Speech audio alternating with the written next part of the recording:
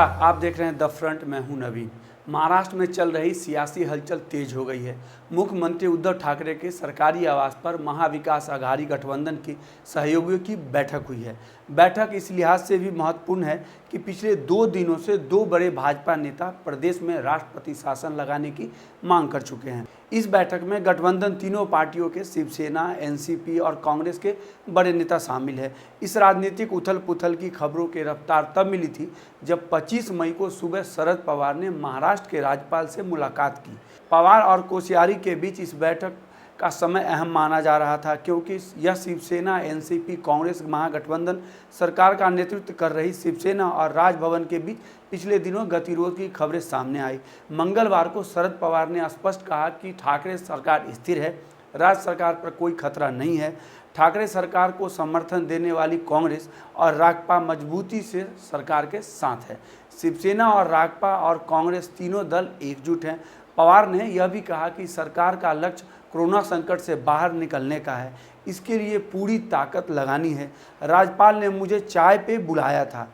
पवार राज्यपाल से मुलाकात के बाद मुख्यमंत्री ठाकरे से मिलने उनके मातोश्री बंगले भी गए थे। सरकार बनने के बाद पवार पहली बार मातोश्री गए थे। शिवसेना सांसद संजय राउत ने भी कहा है कि राज्य सरकार में कोई खतरा नहीं है। अगर राष्ट्रपति शासन लागू करने की कोई बात करता है तो उसके लिए गुजरात सबसे फिट राज्य है। गुजरात हाई कोर्ट ने गुजरात सरकार के बारे में जो टिप्पणी की है उसे महाराष्ट्र भाजपा के नेताओं को पढ़ना चाहिए। प्रदेश भाजपा के नेताओं को तुरंत गुजरात जाकर सरकार के खिलाफ आंदोलन करना चाहिए। महाराष्ट्र प्रदेश कांग्रेस के अध्यक्ष और राजस्व मंत्री बाला साहब थोराट ने कहा है कि राज्य सरकार की स्थिति को लेकर किसी प्रकार की कोई शंका करने की जरूरत नहीं है। सरकार मजबूत है और पर्याप्त संख्या बल है।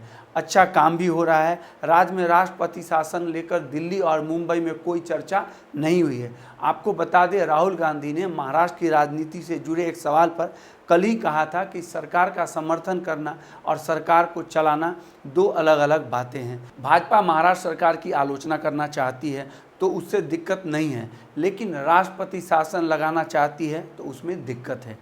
पंजाब, राजस्थान, छत्तीसगढ़ और पौंडीचेरी में कांग्रेस की सरकार है, जहां हम अपने हिसाब से फैसला कर सकते हैं। लेकिन महाराष्ट्र में गठबंधन की सरकार है, जहां कांग्रेस सबसे छोटी दल है। शिवसेना और राकपा 2 बड़े दल हैं। जैसा हम कांग्रेस शासित राज्यों में फैसला ले सकते हैं, वैसा फैसला हम यहाँ नहीं कर सकते हैं। बैठक खत्म हो गई है। बाहर निकलकर सभी नेताओं का कहना है कि सब कुछ ठीक है, राज्य में कोई गतिरोध नहीं है, हमारी सरकार 5 साल पूरी करेगी। अभी के लिए इतना ही।